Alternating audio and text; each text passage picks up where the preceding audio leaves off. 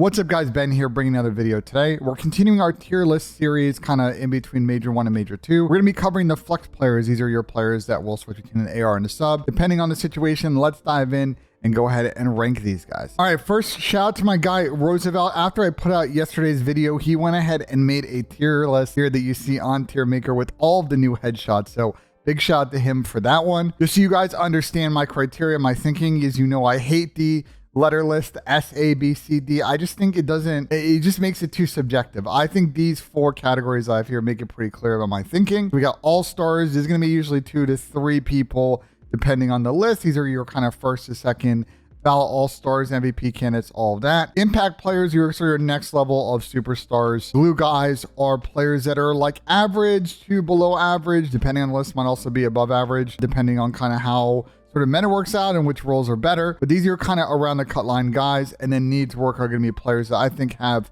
a number of soft skills that they need to work on and might be sort of on the bubble for roster changes. So let's dive in. All right, on yesterday's video, I did it in alphabetical order. We're going to go in reverse this time. So we're going to go ahead and start off with the boys on Toronto Ultra, although I guess you could say OpTic Texas, but they flipped their name around. So alphabetically, it's Toronto Ultra. And we're going to start off with my guy, Scrappy. What a player, man. I mean, this is a guy who was sort of running the amateur kind of biz last year. Obviously came up just short on that Toronto Ultra Academy NA team. They were pretty dominant for most of the year. Fell short to obviously Nicky D and co. But had a lot of sort of momentum coming into the season. A lot of people were sort of thinking, you know, this guy's going to come in and kind of do his business and get it done and kind of be a bona fide superstar. And you know what? The first event, he did that, bro. He went to LAN and fried, was probably the most impactful player on that team. I thought Sandy also sort of played well. And obviously Jamie and Kleenex have been doing their thing for a long time. But, you know, I thought in particular, Scrappy kind of proved a lot of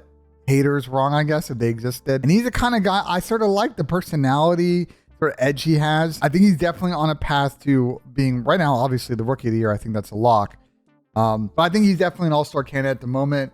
One of the top players in Major 1. I got to put him in all-stars. Excited to see this guy continue to grow us throughout the season. Next up, we have the Seattle Surge, and this means we're going to be talking about Dante, aka Sib. Has had an interesting journey over the course of a couple of years. You know, when we talk about challengers players and sort of what you need to do to come into the league, Dante's got an interesting story. Obviously was on the Atlanta FaZe Academy team at the beginning of CDL and got himself in hot water with some things he said. But, you know, as I've talked about a lot on my stream, it's about that journey and making sure that you develop and get better as a player and work on stuff. And sometimes it's not in-game stuff. And Dante really took, I think, his second chance to heart after that situation, developed nicely into a really good rookie last year for the Seattle Surge. And obviously they came up just short, making grand finals at champs and getting third, but they obviously won the event last year. He picked off where they left off. They were one of the top 3 teams at Major 1, coming up just short in the grand finals. Him and Pred were discussing at this event. I think Dante is definitely another player, all-star lock at the moment for me, looking at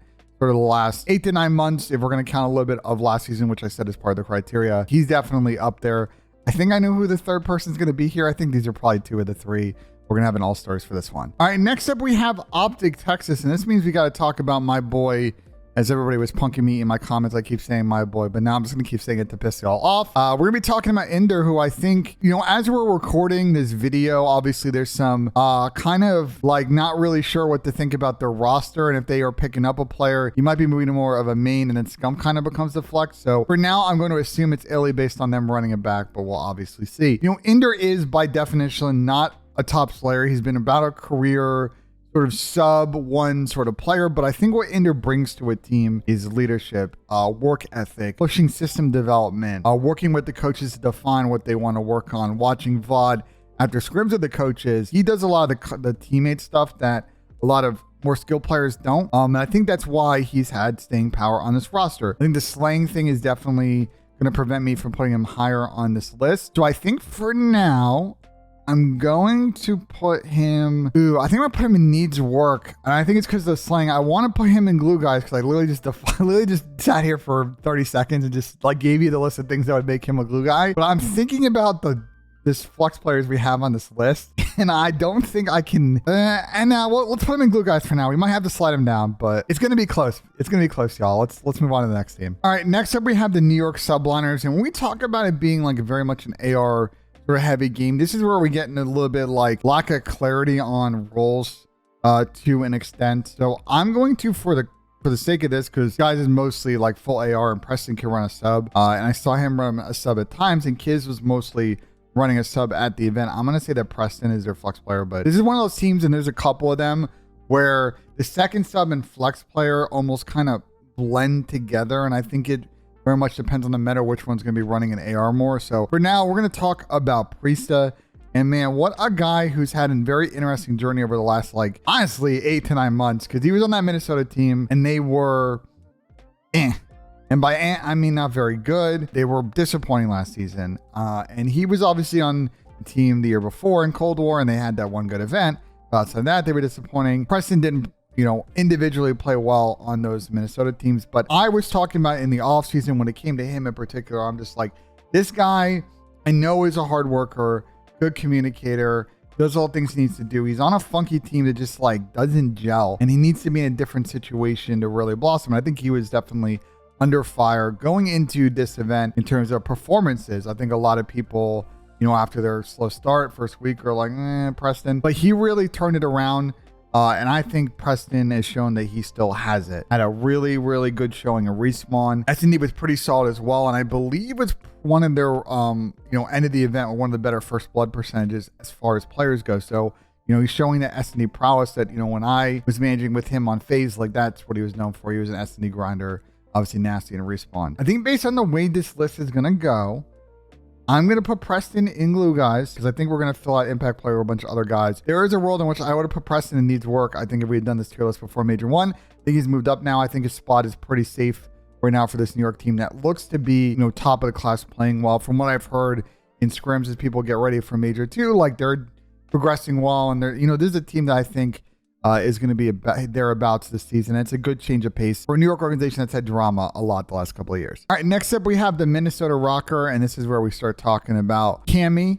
And he's another player that, just like Preston, was coming from a team I thought that was disappointing last season, maybe in a different way, because I thought Toronto was way more competitive than Minnesota was. They just came up short in like a lot of big moments last season. And, coming down to a couple of gunfights on like map 5s and some respawns that they didn't put away. And it was just really unfortunate for a team I think that was probably much better than they should have placed last year. And so he makes the big money move over to Minnesota this season. And they didn't exactly have the best of showings, at that first event, getting top 8, not really looking like one of the better teams in the game. Really, as a team struggled, and I think he really struggled as a player in S&D. So I think they'll turn around, work on that over the break. But they're a team, and I mentioned this in yesterday's video as well, like Minnesota is one of those teams that I think I'm most under the microscope, that I'm most looking out for going into Major 2, because they're sort of on the edge now of getting passed by a bunch of other teams, and you don't want to be sort of 8th in top 8. Like you want to be in the safer side of that. You're kind of on the champs cut line. If you want to make a change, not make a change, like it gets a little bit hairy. That's the situation they're in. If I had done this list a year ago, I think we're putting Cammy near the top of this list, like especially after Cold War and his takeover ability. Like I feel like that would have been a lock. Now the difference is I'm trying to sit here and think about, well, how do I factor how he played last year? As I'm doing this, I'm feeling, because I'm trying to look up his stats from last year, and his numbers were decent, but I'm looking at them and they're like, like they're pretty much bang average. And then this season, actually numbers are really good in control, but S&D hardpoint stats I'm looking at, first blood percentage, KD, just damage, not particularly good. This puts me in a little bit of a bind, I think, on where I want to put Cam. I think let's put him in glue, guys, for now. We might slide him up and down, but, looking to see a little bit more from Cammy, I think, as we head towards the middle of winter, beginning of spring here. I want to see that takeover ability come back. He's on a very talented team.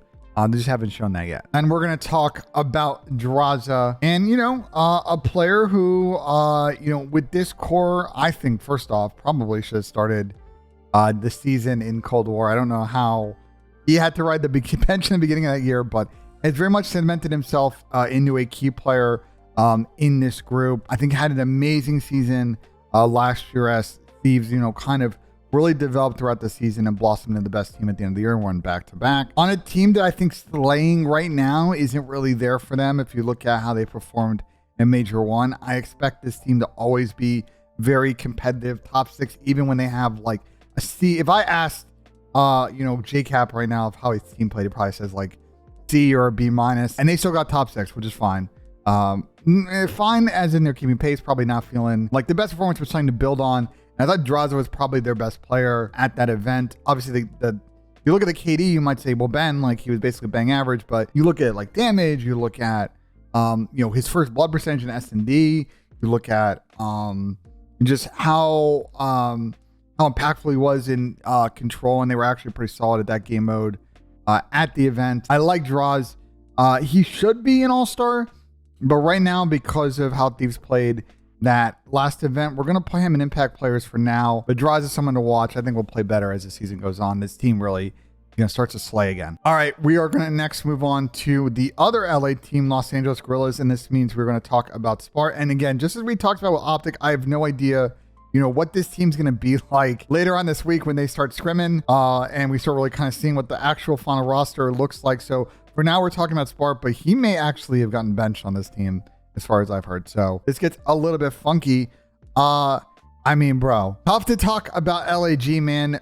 They did not play well at all in the Major 1 cycle. They had a couple of good matches. That's about it. They looked like the worst hardpoint team in the league. S&D was actually not that bad, but hardpoint was really, really bad. And Spart didn't exactly show up. I think his slaying numbers were very poor in the respawns. Unfortunately, I think considering all of this, I think I'm gonna have to put him in need to work just because we look at flex players in the league. He might be the weakest on paper, unfortunately. And then next up, we've got the Florida Mutineers, who actually had a pretty good showing in Major 1. Top 8 is nothing to sneeze at. So we're going to talk about Brack.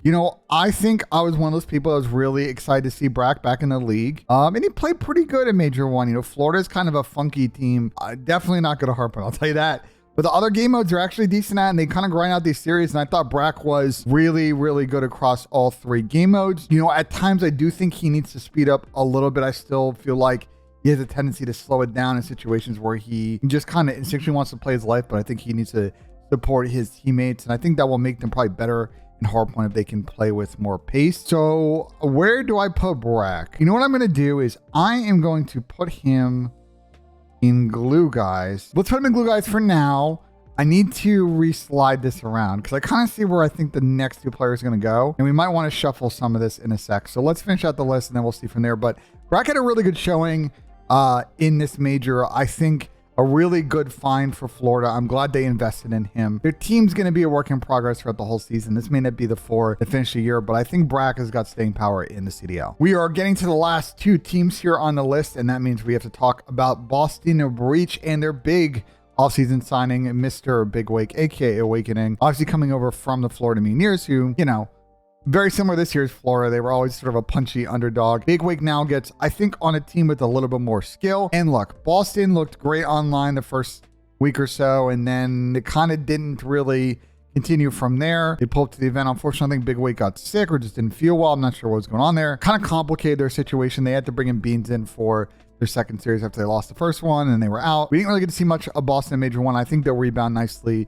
at the rest of these events. And Big Wake actually played pretty good online prior to that event. He's the kind of impact we expected, an upgrade when they had Tej in the flex role last season. So for me, I'm going to go ahead and put him, I'm not going to put Big Wake in impact players because I think he's going to be sort of top 5, top 6 throughout the season. I'm realizing now I missed a bunch of teams, L teams in the middle. So we're going to need to go back and do a couple of teams here. I said we were down to the final 2 teams. That's a massive debate from my end. I'm super, super sorry, everybody. We got to back up and I got to talk about the Las Vegas Legion. I don't know how I missed the 2 L teams. Like I just straight scrolled through it, but we got to talk about ARs. We got to talk about Don Dada, who's their flex player. Donnie's been one of those guys that's got a very flashy game style. He doesn't really play the objective a lot. What Don's going to play a specific way, and I think has been working hard to improve himself as a teammate. We get Don a lot on the flank, and I think the personal growth that he's had, again, over the last year, I think is really key towards, this Vegas team now, used to be a Paris Legion, now Vegas Legion, becoming like a very serviceable team now. Look, they still have issues. Their hard point is still like pretty mediocre. Are probably the worst control team in the game. They look really good in search. I think the Byron or TJ combo may not make it through the season, but I like the Clay and Donnie AR duo. I think Don's always going to be an impact player. I don't think, unless I see better results from Vegas, I don't think I can really move him into that all-star category. But I like his ability to take over the map, and they need it at times just because I think this team lacks a lot of the sub pressure that some of the other elite teams do. But a very good showing from Vegas in Major 1. All right, well, we're going to go back and finish off the L teams and talk about London. And this is another team that may be undergoing, or is probably undergoing, a roster change. We need to talk about their flex player, which is going to be Paul. And unfortunately, Paul's the one who's being rotated out of this team from the reporting. I believe Jacob Hale had an article recently, and by recently, I think before the New Year's. London, just like Boston, had a good first week. After that, kind of And, Paul played good online and then went to the event and didn't play well. And I think there's always been questions. When I talk to Paul's ex-teammates, he's one of those players that is really nasty, got a game-changing ability, but is still learning how to be a good teammate. And I wouldn't be surprised if that's what's going on with this London situation. And so, unfortunately for that, as much as I'd like to put him in glue guys, he is being rotated out. I think he's going to need to go back to challengers and kind of in the way that I think Kiz probably had a similar path, like just learn how to be more of a better teammate. I think that will help Paul in the future. I think he'll be back in the CDL just because he's so naturally talented. But for now, we're going to put him in needs work. All right, we've gotten to the last team. There's one player left. I think y'all know who it is. It's my son, MC, aka Celium. What can I say about this guy? Your MVP from last season. It's really funny to me. My favorite MC story in regards to player ability, because I have some funny MC stories that are haha. There were people who thought after the pro qualifier in Black Ops 4 that MC wasn't good, and I just thought that was crazy because they just didn't watch him play on a team that was kind of broken. I'm not gonna lie, but MC grew a lot during the Black Ops 4 seasons. Obviously, Boston ended probably the second best player in this Atlanta FaZe team, besides Simp. I think Abizi's having a good season. But I think if I had to pick probably top two, it's probably MC and Simp.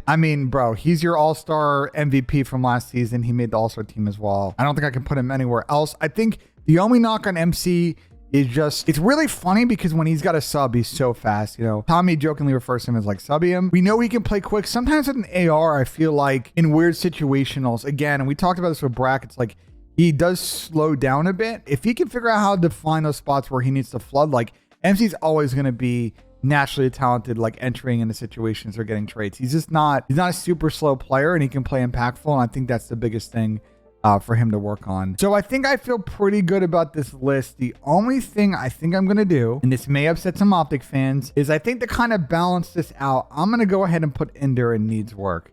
And this might be a little bit controversial for some folks, but I think the slaying kind of misses out of Ender. And I think a lot of the sort of external pressure on this team, and the fact that, he's such a massive X factor on this team, I think if we can figure out more slaying consistency, is probably going to help them long term with how these teams have gotten better. So I think that's a big soft skill that he needs to work on. But I feel good about the rest of this list.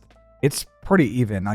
It's straight even. So let me know what you guys think about this video. Do you think I nailed it? Do you think I'm completely blasted for how I rank some of these players? We're going to keep doing this after each major, so I'm sure some of you will agree or disagree with me. Let me know in the comments what you think. If you enjoyed the video, subscribe for more. We're going to do SMGs next. I don't want to split into SMG categories because it's too confusing. We're just going to rank all the subs, so that one should be fun. Look out for that later this week. And as always, guys, we'll see you in the next one.